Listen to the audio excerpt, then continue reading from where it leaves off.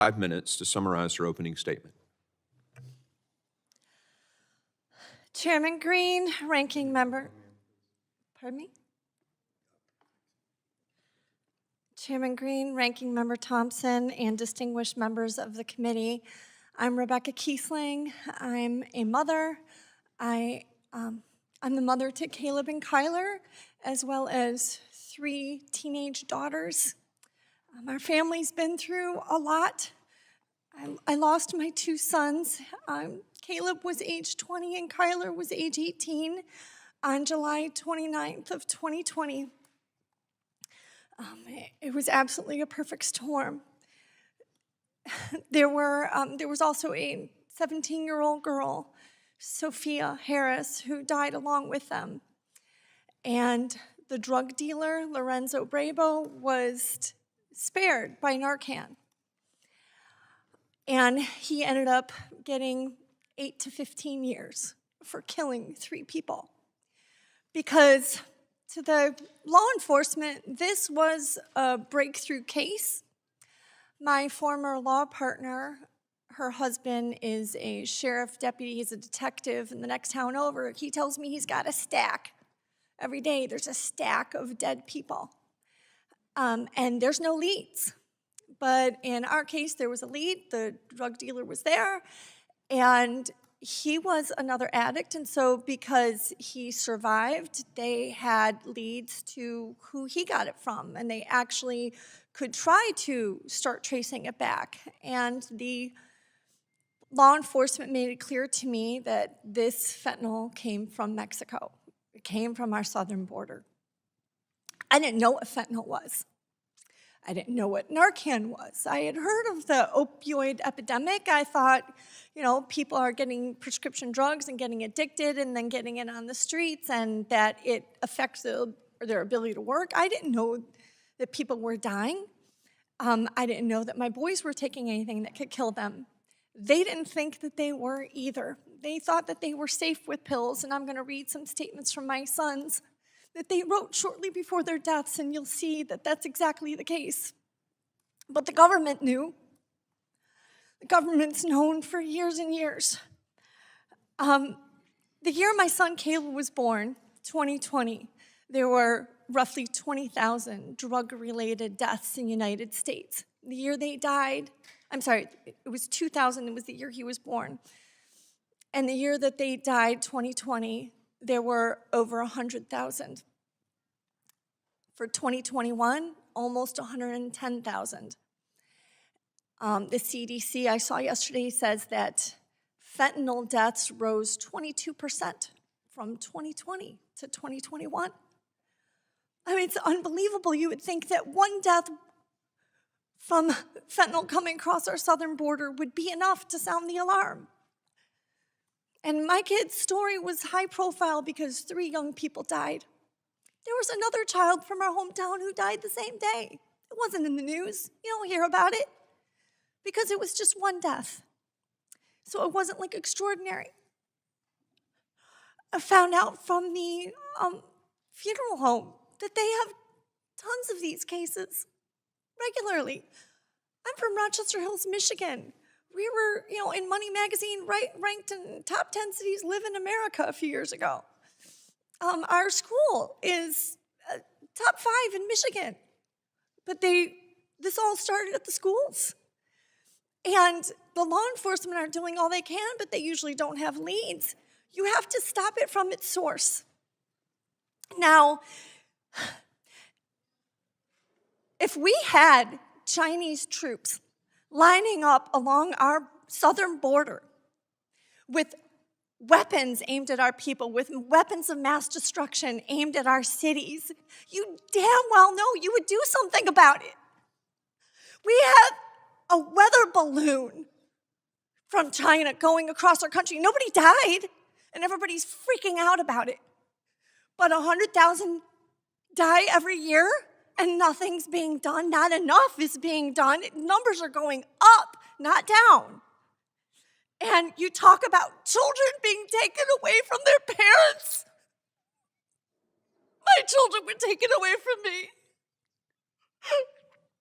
100,000 Americans every year are having their children, 200,000 because it's both parents, right? Are having their children taken away from them.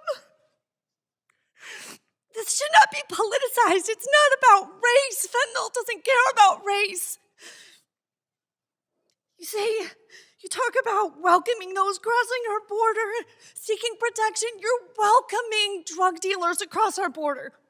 You're giving them protection. You're not protecting our children. I'm in support groups on Facebook where there's thousands of parents who have lost their children. Every day, faces are added. It's dehumanizing. It's demoralizing.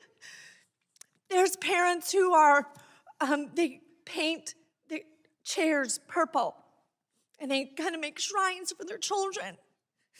And I see those purple chairs because purple is the, color for a drug death. And I don't use the term drug overdose because this was not an overdose. This was murder. My children got fake Percocets that were fentanyl. There was no Percocet in it at all. And it's a homicide, not overdose. But they have these purple chairs. And I saw that and I thought, I don't ever want to have purple chairs. I don't need a reminder. I don't want to remember my sons for how they died. I want to remember them for how they lived. But I'm here testifying today because there are other people who need to remember. I don't need a purple chair in my house. Congress needs a purple chair. The White House needs a purple chair to never forget about all those who are being slaughtered. This is a war. Act like it. Do something. My son, Kyler, shortly before he died, this is what he wrote. And I want to share their writing so they can have a chance to testify. He wrote his goals. Number 1, stay away from drugs and alcohol. It's not worth it. 2, surround myself with good influence people. 3, stay away from nicotine. 4, treat people with more respect. Don't burn bridges. 5, find another method to cope that works for me. 6, get closer with Jaden. 7, start doing something physical to get in shape. 8, start working a lot to stay focused. 9, finish school. And he did. The day before he died, he graduated. 10, have a better relationship with my parents. 11, do anything and everything to better myself and my health. 12, listen when told to do something. 13, don't F up pro bono or I'll have a felony on my record. 14, report to any and every drug test. 15, don't follow my birth mom's steps. 16, be there for my brother, my only blood brother. 17, I can do anything that I put my mind and effort to. I'd like to have the photos of my sons shown. I have just a few photos that you can see, again, to put a face to this issue. This is not just a concept. We also found Caleb's testimony he wrote out weeks earlier because he wanted to start speaking in schools and to tell other kids why not to do drugs, why not to ever try it. He said, my name is Caleb Kiessling. I'm 20 years old. I have dabbled in drugs. I've never touched crack, meth, or heroin as I have grown up watching my birth mother ruin her life and watch all her friends pass away from heroin overdoses. And I've also growing up hearing how destructive those 3 substances are, so I've stayed away from them and do not see myself ever trying them. Again, he thought he was safe. He didn't want to die. He says, I was an athlete. I played soccer from a young age all the way up until my junior year. I got A's in school, was student council president, and ended up graduating early. And I've held a full-time job since I was 16 years old.